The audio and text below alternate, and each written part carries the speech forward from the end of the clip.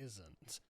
Right, but before we go on, go and get the latest issue of Islander. Stocks are going quickly, so who knows how long it will last for. Anyway, let's begin. So London is a beautiful progressive paradise, as we are constantly told by the Mayor of London, Sir Sadiq Khan. As you can see here, he's like, well, I mean, look, crime rates are down. Isn't that good?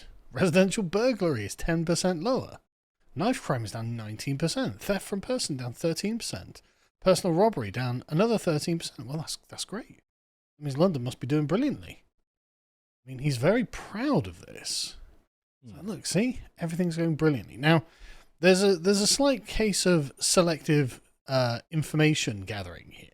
Because actually, if you look at the numbers, so yeah, they are down. So, I mean, you can look at the total notable offences. 940,000 from June 23 to 24. And June 24 to 25, it's 939,000. So down by 1,000, well, 0% overall, but 1,000 incidents. Basically flat. Yeah, it's completely flat. The kinds of violence, the kinds of offences are changing slightly. Because all this is telling me is basically casual crimes against people are down. Well, that's probably because people have started to realise what London is, and therefore they don't take their phone out when they're walking down the street, and they don't do all these things that make it easy for them to be stolen from. Or all the phones that are gone. Yes. They've been stolen already. They've got the warnings on Oxford Street and places like that, haven't they? Don't just wander around with your phone, because there are urban youths who come along and just take it from you. But as you can see, so you've got like total violence against the person, basically the same, down by 3%. Homicide is down by 7%. Oh, wonderful. That's such a huge drop. Violence with injury is from 75,000. That's 7 people, though. Yeah, that's 7 people who weren't murdered by the urban youth. Violence with injury, 75,000 incidents in a year, down to 64,000. So that's positive. Right. Only 64,000 people. And then you've got violence without injury, 170,000. That's gone up to 173,000. Not brilliant. Gun crime's up 18% from 1,634 to 1,923. Gun crime, lethal barrel discharge is down by 3%, so 147, apparently. I don't know what the difference is between that and homicide. Rapes are up from 8,700 to 9,500. Other sexual assaults are also up from 15,700 to 17,400. Total robberies are down by 4%. So that's good. Only 35,000 to 33,500. I mean, that's something. Personal robbery down by 12% from 29,000 to 25,000. Again, when when he's showing you, look, see, the percentages are lower. Isn't that good? These certain things are down by a certain number of percent. It's like, yeah, but the absolute numbers are still unbelievable in many cases. It shows how utterly selective he's being. Yes. It absolutely does, because I mean the overall level of crime is still precisely the same. But yeah, the personal robberies are down slightly, probably because people are being a little more cautious these days. But then you've got business robbery. Oh, that's up by 38%. Right. So that's the people going into the Greggs and just taking stuff, actually. As you can see, they'll just film themselves doing that, because they're so goddamn cavalier about it.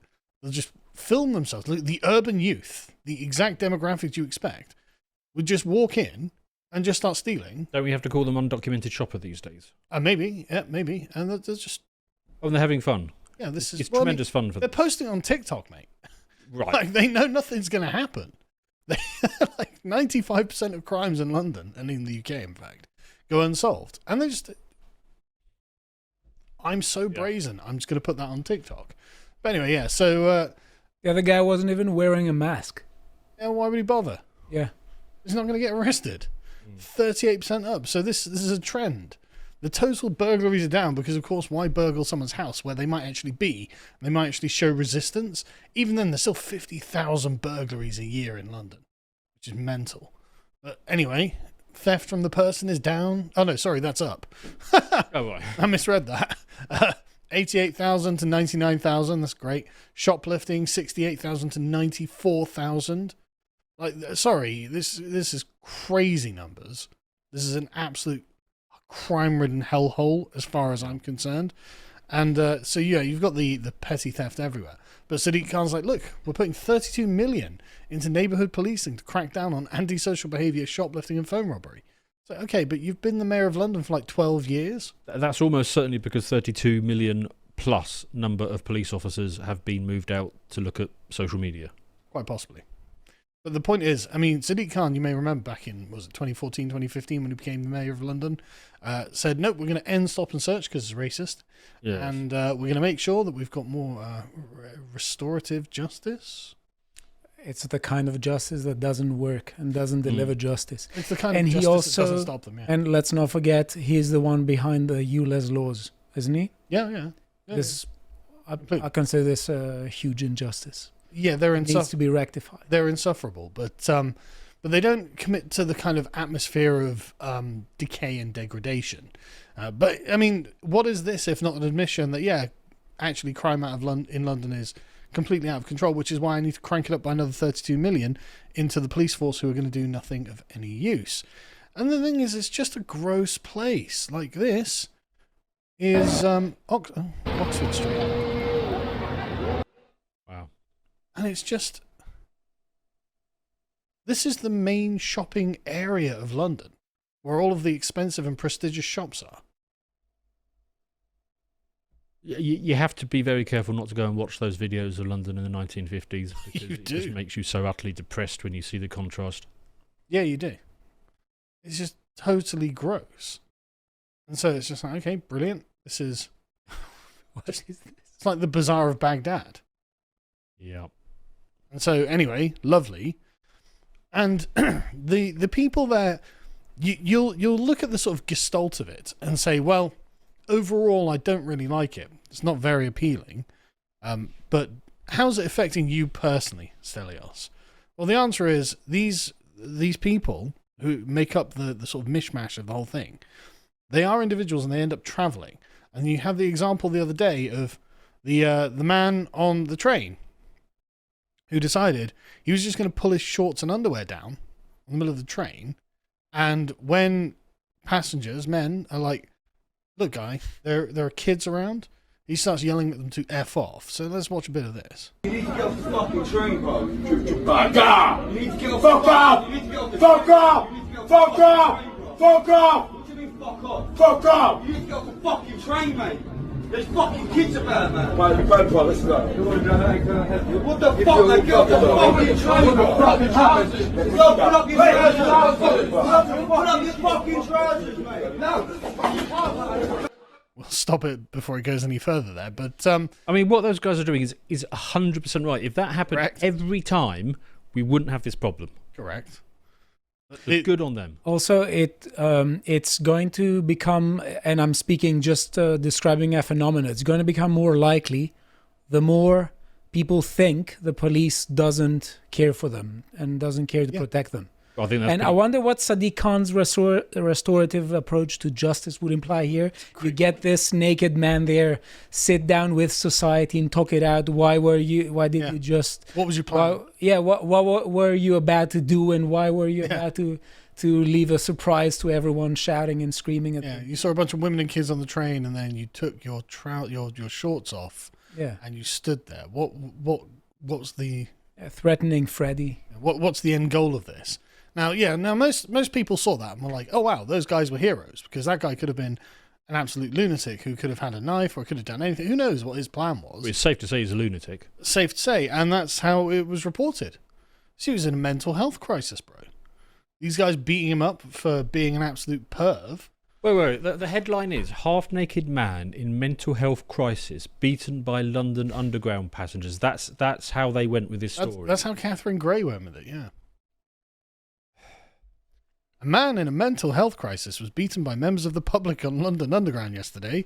The British Transport Police have said it is investigating after a video showing the shocking incident circulated on social media. The video shows a man naked from the waist down on board a district tube line near East Ham Underground Station. Was then approached by the fellow passengers. He starts shouting F off to him, visibly appearing in distress.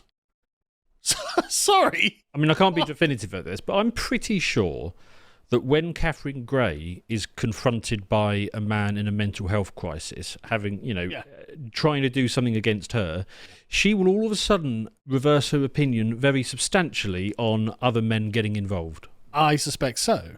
But while that's not happening, she's going to be judgmental against those heroes who decided to intervene for the safety of children. Because, as we saw in that video, there were lots of women and children around. So, okay, well, I don't know what you think people are going to do. But police have confirmed that he's been detained under the Mental Health Act and taken to a hospital where he remains. They don't say this, but in the country, unfortunately.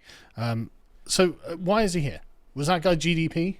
Was that economic growth? Well, what is it? He's either a doctor, an engineer, or an architect. Must be one of those. Could be a scientist. Yeah, could be. Asylum seeker. He could be studying cure of cancer, Stelios. You don't know that. He probably is an asylum seeker. But the point is, he's mental, and also PhD in engineering. I suspect so. A doctor in engineering. I did get that kind of self-assuredness out of him.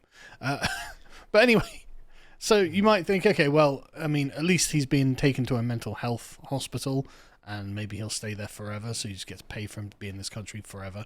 But the guys who interceded, they're the ones under investigation. They're the ones getting prosecuted? Oh, yeah. They're being investigated for affray. The British Transport Police has appealed for witnesses to the incident to come forward. Don't you dare. Don't you dare. No arrests have been made. The spokesman said officers were called to the reports of this man exposing himself on the district line. The man has been assaulted by a number of other passengers and was initially arrested by an off-duty officer for being detained under the Mental Health Act. An investigation is ongoing. So basically they're asking you to go and dob in these men who were protecting women and children on the train from a apparently insane foreign man, and they expect that we're going to be like, dob those guys in. How dare they? They need to be punished. But there's also the other bit, and I'm checking it here. I double-checked it. Flashing is illegal in the UK. Obviously, yeah. Why was this not considered and described as a case of flashing? I don't know. They just say he's exposing himself. Because they usually... this is a bit more active, but usually in many such cases, they use the passive tense. Yeah. And the reference to mental crisis... As if he's not the one. As if he's not the agent of what he's doing. Yeah. But the point is, I don't know what they were expecting. So, okay, let's assume that they are like, he shouldn't have been exposing himself in front of children. But you need to wait until the police get there, which means just standing around on this train for an indefinite period of time, because let's be fair, they probably won't in the end. Well, I mean, if you had stopped Rudy Cabana, if you had stopped Rudy Cabana as he was walking into that dance class with a machete, you would be the one that would go to jail and he would get a misdemeanor for carrying a machete. Correct. Yeah. And that's why we live in a decaying society, because men cannot act without the state coming down on them. And with their restorative justice approach, in that scenario, they would have taken him down a room and say, why would you, poor child, interested in getting a machete in the first place? Yeah. What did we do to you, and how can we talk it out? You'd be the victim of it. Yeah. Anyway, so we went to My R2C's new media conference the other day, and whilst we were in the venue... and I don't know exactly at what time during the day this was. I'm guessing the afternoon, judging by the sort of like the sun. But apparently a bunch of people outside were accosted by another angry migrant. Let's watch this. Fuck you! Fuck you! Fuck you! Not me. speaking for me like this. What the fuck is your What problem? happened? What's your issue, Yo, no good like this. What happened? Not speaking for me. Mate, huh? Yeah, what? Guys. What's going on? Who's fucking sorry, mate? Put blood all over us. Mate, get the fuck. Why are you speaking like this for me? I didn't say anything. Not speaking for me like this. Guys, please. Not speaking for me like this. Dude. I don't know who you are, mate. Yeah. Get the fuck. Why do it for me like this, dude? Not speaking for me like this. Guys, not speaking for me like this, dude. Fuck you, bitch. Don't make me fuck you, man. So, I have no idea what has happened here, but these are the kinds of interactions. I think I know a little bit of the background. So Go on. It's not because these guys had just come out of a conference where you had been speaking and he was angry about that. He had no idea. Well, I didn't think for a second he knew who these guys were. This guy, it's got nothing to do with the conference. This guy had actually just decided to pick a fight with some random other people down the road, and that's why the police were looking for him at the time. Oh, right. And then he sees these people and he's like, okay, I can go and fight them. Oh right, okay, great. And before he did that, before their cameras started rolling, he was throwing street cones around. He was ripping parking signs down. I think we call it a mental health crisis. Must be that, yeah. So you just have to stand there and let him do whatever he's going to do. Although actually, I don't know if you're going to play the end of this video. I will, yeah. It's enormously satisfying what actually does happen. It is. Yeah. So we'll play it from about here because he carries on for a couple of minutes. Yeah. Hey, I got this all on video. I got this all on video. Your face is all over this fucking video. Please,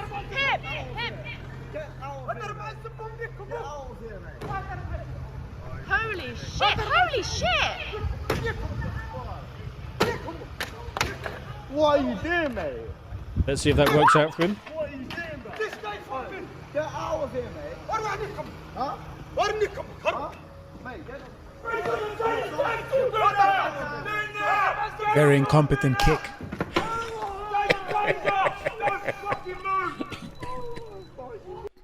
And the point is, right, when we're playing these videos and you're sat in your house and you're just like, oh, that's crazy, it feels very remote from you, right? It feels very far away from you. No, This was right outside of the conference. We went to London for 24, and this was by no means the only thing that we saw. Yeah, I mean, I don't know if we've got time. Some We more can talk things. about some of the other things. Yeah, we as well. will. But that just happened to happen right outside where we went in the space of 24 hours, and there was a whole bunch of other things that we saw as well. Yeah, but that's the point, because a lot of the time you think, okay, well, there's somewhere very far away, and it's somewhere remote, and it's a very unusual event. It's like, no, these things happen all the time, and you are proximal to them. Well, we witnessed a lesser version of this we straight did. after we arrived in London. So we were getting a taxi to the venue. What happened? Well, so we had a foreign gentleman driving the taxi. It was a black cab, but it was also a black cab driver, and he was taking us to our hotel, and another immigrant was cycling, and basically the taxi driver didn't like the way he was cycling because he was bobbing around. He was paying no attention to the road rules. So those two got into a sort of heated fracas. And I've seen this a whole bunch of times when I used to live in London. Once I was in a taxi and it was the other way around. It was a black guy and a cyclist, and another South Asian or whatever he was taxi driver.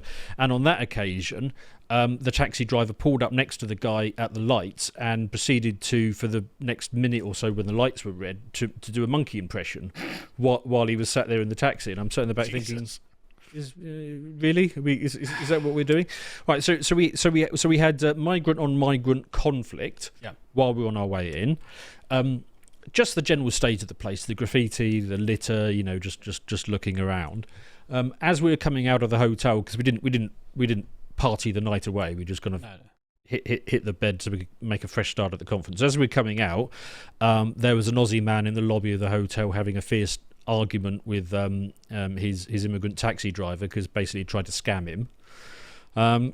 And then obviously this happened at the conference, right? And then on the way back from the conference, and bear in mind, 90% of our time is either spent in the conference or in the hotel. Yeah. So basically all the time when we're outside we see stuff. When we get to the train station, we decide to grab a quick Burger King before on the way back. Yep.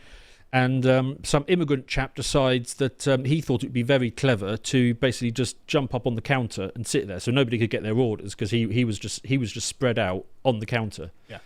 And insufferable. It was he was just being an absolute dick, and I just would not stop staring at him, making daggers like, what are you doing? And to the point where he either had to confront me or do something else, and in the end he decided to pretend to be asleep. I know. And then eventually he decided to move because his friend got his order. Yeah, he very suddenly was very weary, and he was like laying all over the counter like he was falling asleep or something. He was just like, yeah, okay, all right. Does anyone know whether this person has been prosecuted or something? No, I don't think we know the details of that. But the point, I think the broader point you're making is often when you see these videos of London, you think, well, okay, it's a big city. Lots of stuff is going on. You're just picking out the worst possible examples. No, in the space of 24 hours, when most of that time we weren't on the streets, Yes. we saw a whole bunch of examples of how London is just completely decayed.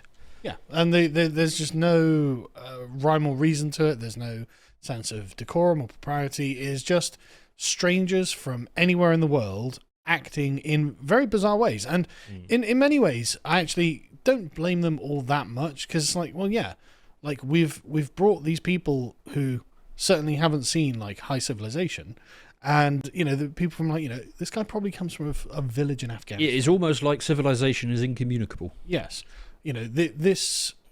Like, it's not working now. Like the this one? No, it's fine. Like this, these guys. Yep. Like, what do they know of anything? Where's the other guy? This one. Like this guy on the train. Like, where does he come from? Right, because he doesn't have a British accent. So he's come from somewhere in sub-Saharan Africa, and suddenly he's riding on a train all alone. Like, what does he know? Who does he know? What's going on? And so it's the same with like this guy here. It's like, what does he think that he's doing here? And so he's kind of like losing his mind in a place that makes no sense to them. And so in a way, I'm not even blaming them, but the point is they just shouldn't be here, and they are making the place far, far worse.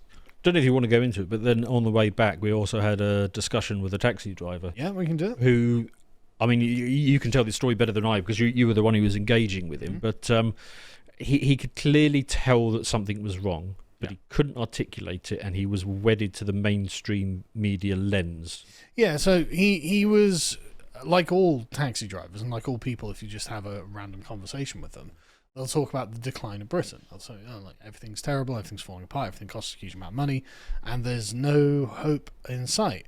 And so we ended up just talking. He again, I wasn't the one driving the conversation in this direction. No, you were very passive, actually. You wanted to see what he came out with. Exactly. He was driving the car and the conversation. Yeah.